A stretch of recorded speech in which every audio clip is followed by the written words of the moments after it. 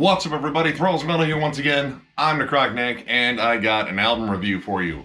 So another one that was definitely on our radar for this week of the 13th of January was the newest offering and first offering in a while from Ahab, The Coral Tombs. This again comes out on the 13th of January on Napalm Records. This band formed in 2004 in Germany from ex-members of Midnight Soul, Chris Hector and Daniel Drost. This is their fifth album overall and their first in nearly a decade. It has been since 2015. The last time they graced us with a release, which was The Boats of Glen Carrig, which was a fucking awesome release. So that alone had me pretty stoked to check out this one. I've been a fan of this band since their debut called The Wretched Sea, which actually came out the same year as Mastodon's Leviathan. And if you're looking at the album covers over there, there's some stark similarities. I guess both of them had Melville on the mind for at least their themes. But unlike Mastodon, whose themes kind of vary from album to album, this band is very much focused on the sea and all things that dwell within. They have stuck with this theme since their inception. In fact, I think they're even called Nautical Funeral Doom. And it fits. I mean, it totally works, and it kind of creates their own little, like, kind of unique niche within Funeral Doom, which a lot of Funeral Doom is, of course, inherently super depressing, but this band adds its own like atmosphere and flavor with the nautical themes.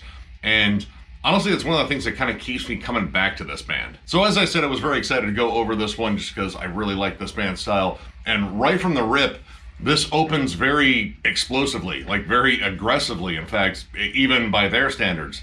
The opening track, Professor Aronnax's Descent into the Vast Oceans, which there's a lot of 20,000 Leagues Under the Sea references on here, which I fucking love that story. It was one of my favorite movies growing up as a kid. So it's kind of cool that I get to make references to that. And anyway, like, Jules Verne's fucking awesome. I love Jules Verne stories. So that was another reason why I kind of enjoyed this. Actually, in between listens, I would go look up scenes from the movie. Of course, the fucking giant squid scene, because everyone fucking loves that one. But I also like Jules Verne. Whereas, you know, Melville is known for one particular story, Jules Verne is known for a lot of them, and 20,000 Leagues Under the Sea is fucking awesome.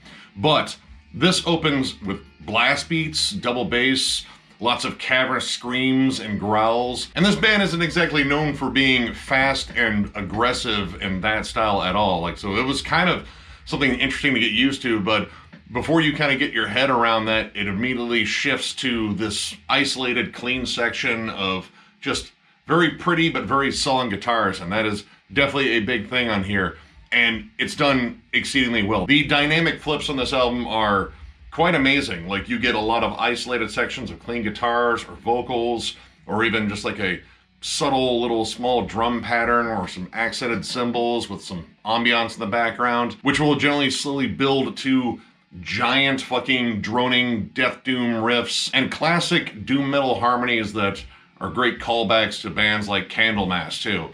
But this opening track is quite wild. It pretty much opens with all the speed and aggression of the Nautilus bearing down on a fucking warship and ramming it, but then dramatically shifts to all those, you know, really good establishing shots in the movie of the Nautilus going through the ocean and looking at the seafloor and its sort of serene beauty.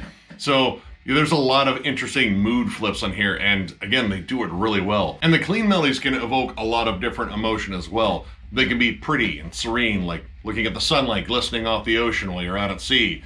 Or they can be very sinister and dark, like there's definitely something lurking below the water that probably is gonna fucking eat me. And the musical dynamics are matched very well with the vocal dynamics on here. You can go from low death metal gurgles that sound almost fucking inhuman to very, you know, mournful singing that's almost pleading with desperation, to even more soaring epic vocals in here, which I thought were really good. With all these dynamics and sort of swells and sounds, this is almost sort of cinematic in a way. And yeah, I'm gonna go back to 20,000 Leagues Under the Sea. It's really cool because you have a lot of drawn out instrumental sections that almost feel like establishing shots to a movie, like, hey, let's set the scene.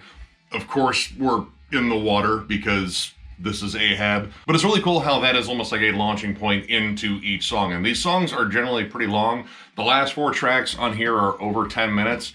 but they don't feel long, and I think that is a testament to their songwriting on here. While the songs are very uniform and they definitely fit on this really well, there are songs that gravitate more towards one style versus the other. On the more bruising side, you have songs like Mobilis, Mobili, and Colossus of Liquid Graves, and the flat-out doom-laden monster that is the closer Maelstrom. Those songs have more intense moments. Mobilis and Mobili actually has some more double bass flurry on there. There's a little bit more aggression to it. There's a little bit more of a death metal feel to some of the tremolo riffs, and even when it comes down to the cleaner sections, the clean melodies feel dark and foreboding. There's nothing very welcoming to them. It's, again, that creature lurking in the depths that definitely wants to rip you limb from limb and then probably eat you because, don't waste it. Colossus of Liquid Graves is a little bit more of just a straightforward sort of bruiser. There's more chuggy riffs in it. It's kind of that slow lumbering beast, even though I don't think you can really lumber underwater. I don't know, it just swims slowly and then eats you. I don't know. But it does have that classic Funeral Doom sound, and the pivots between clean vocals and harsh vocals I think are done really well. But it's this middle section that sort of kicks off what I think are some of the best songs on the album. Agri Somnia, The Sea is a Desert, and A Coral Tomb, I think, are some of the finest tracks on here. In fact, I think it's some of the finest tracks that they have written. These songs are incredibly dynamic. I think they really kind of stand apart with the elements that they bring in, and the songwriting is absolutely fantastic. And all three of these songs are over the 10-minute mark, and at no point did they really kind of feel like they overstayed their welcome. There was always something being added or just a really good hook being played that somehow, despite it being absolutely just soul-crushing and depressing and sorrowful, just, I don't know, kind of felt warm and inviting. It's definitely miserable, but I don't know. There's something about it that, the hooks really drew me in, especially on Agri Somnia. That has some of the best vocal passages I think they have ever done. Almost kind of reminding me a lot of Chemist in terms of their great vocal flips between harsh vocals and those absolutely soaring cleans. It has that vibe. There is such a great build-up in the beginning, and when it gets down to these flat-out epic riffs and vocal melodies, it just absolutely soars. Maybe surfaces from the ocean just a little bit, just to get a little bit of fresh air in the sub. I can't really say peaks and valleys because this band wants nothing to do with the fucking land, so I'm going to have to go with diving and resurfacing here. But this song is absolutely fantastic. The droning riffs and melodies are just fucking brilliant.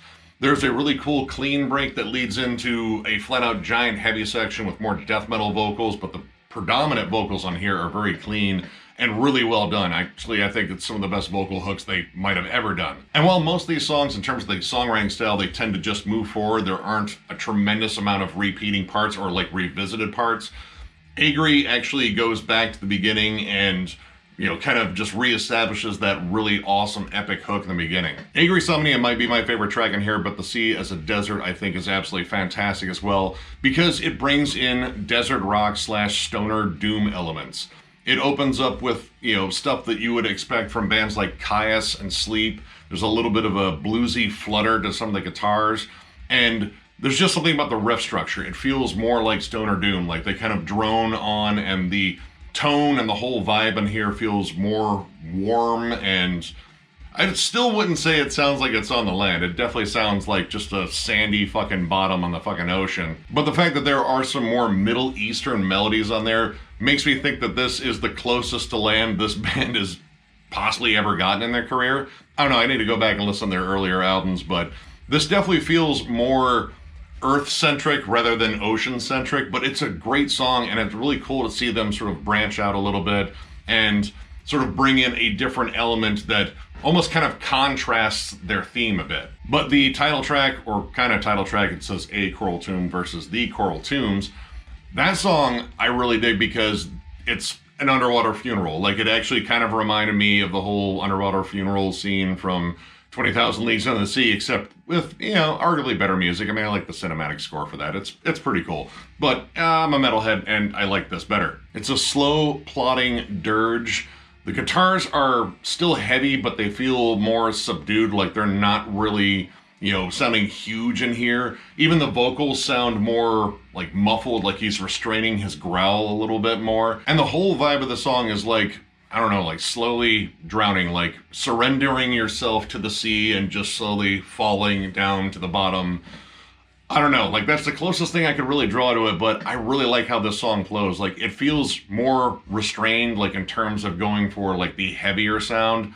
It never gets like unbelievably heavy, at least in comparison to some of the other tracks in here, but the emotion gets heavier. It switches to clean vocals later on, and I just like how restrained it is. It doesn't get necessarily like sonically heavier, but it gets more sad, more mournful, and I don't know, like I really like that steady build that it has, and it builds in a different way, because generally you're thinking like big crescendos coming, it's going to get absolutely soaring or just fucking massively heavy, and it doesn't. It stays kind of subdued, but it fits. It really works. Those three songs in particular were ones that were giant standouts, but honestly, I liked all the songs, and I feel like this album is definitely like a harrowing journey of sorts. I mean, it's definitely not one with a happy ending. Nothing about this really sounds happy, but it's very engaging. Like, there's a really cool story to it, namely Jules Verne's 20,000 Leagues Under the Sea, but they do it really well. While a lot of this, I think, stands on its own in terms of their style, it is very comparable to bands like Evoken, or even like Hooded Menace. I even brought up Chemist before. And I would also say Esoteric, which actually their vocalist Greg Chandler comes on the last track, The Maelstrom, and adds some particularly ghastly screams, which that last track is very haunting, very dark. It's like one of the darkest sounding songs on here. It's a little bit more on the heavy side, as I brought up before, but there's just this slowly building sort of murk to it that I really like, especially the end where it just descends down. Like, that is it. Like, we got dropped off with a fucking anchor tied to our fucking ankles right around the Mariana Trench, and we're gonna hit the bottom, or at least most of us will probably get crushed by the pressure. Sounds like a horrible way to go, because it probably is, but don't worry, you'll be dead long before you hit the bottom. But yeah, all of this comes together well. The production here is absolutely excellent. It's very lush, very surprisingly warm sounding too, like warm ocean water, but I mean, as deep as they're diving, it's gonna be fucking cold down there, and dark, which is definitely the mood on here, and the atmosphere on here is just absolutely fucking perfect. Not really a knock, but more of an observation. I do think the vocals are very forward in this mix. Generally, I hear more Funeral Doom with the vocals kind of sitting in the back, but it is really interesting to hear the vocals up front here. Vocally, I really enjoyed this. I do think, however, sometimes when he's going for the more pleading, epic sound, that he goes a little too overboard. There are spots in here where it totally works. Namely, again, Agri Somnia, I think, is a fucking beautiful song. Same thing with The Sea as a Desert. There are vocal patterns in there that are absolutely catchy as hell. They're very engaging. He conveys all the emotion, all the desperation. But there are some where he comes out of the growls where it doesn't quite land, at least for me. But overall, I think the vocal performance on here is pretty damn standout. I even especially like the chants at the end of Mobus Immobilia, like some giant Jules Vernian fucking sea cult. I don't know, there might be a little room for Lovecraft in there. Who knows what the fuck they're gonna find down there. They're diving pretty deep. I also will say the opening of this is, I wouldn't say like off-putting, but I don't know if like it's even misleading if you know the band, but it is sort of, I don't know, odd. Like, because that sort of stuff is never really revisited. Like, that is literally the fastest moment on the entire album, in an album where I wasn't expecting speed really at all. And while it's done really well, the fact that nothing like that is revisited at all, even in like a small section, like, you know, in a longer song, I don't know, it kind of makes it stand out as just like, I don't know, why was that really there? Like, I think they could have built that song up a little bit differently. It did make me think about the relationship between Nemo and Aronnax, though, in terms of how they didn't see eye to eye on things, like, namely, I don't know, killing people. That was kind of a big, you know, thing that Aronnax was kind of against, but, you know, interesting nonetheless. But overall, I dug this album, and honestly, it reminded me how much I missed this band, even though I wasn't sure they had actually disappeared for as long as they did. But they have resurfaced from the briny depths with something I think that is absolutely wonderful. So I'm going to go ahead and give this 4 stars. This could go up to a 4.5 potentially over time. I really enjoyed this. The melodies are great. Man, that 3-song run of The Sea as a Desert, A Coral Tomb, and Agri Somnia is some of the best material I think they've written. It captures everything they do well. They are heavy, they are dark, they're foreboding, but there's also some just flat out epic melodies on here. And as sad and mournful and, lumbering as this is, like, there are moments of pure beauty on here. Their themes are interwoven in here so damn well. It's paced beautifully. The production is lush. This is just a flat out great album. If you're a fan of bands, again, like Hooded Menace, Evoken, Esoteric, and even Chemist too, I think you would really enjoy this. Definitely check this out. This is another great one to fucking kick off reviews for 2023. I had a hunch this would be good, but honestly, this kind of surpassed my expectations quite a bit. I think these guys have gotten even better as songwriters. But yeah, the main point is, check this out. It's fucking awesome. So, if you enjoyed this review, give it a thumbs up, and if you are new to the channel, subscribe, because we do stuff like this all the time. We are also on Patreon. If you'd like to help us out there, there's a link down below at thrallsmetal.com. That is our store. We are still, going to eventually reload on shirts and stuff, but for the time being, our Patreon link is down there, and if you'd like to help us out, feel free. Denver Death Fest announcements are coming, I believe, after Monday. We will have at least most of the lineup. Again, there are still some empty spots in there that we might add a band or two. I don't know. Again, I'm not like super involved, but I know that they made an announcement that Monday lineups should be released. So expect a video around that time or like a little bit after. It'll be posted on the channel. It should be playing automatically as soon as you get there. So stay tuned for that. And of course, thank you all so much for liking, subscribing, following, all that stuff. It means the fucking world to us. It is amazing to see this channel grow.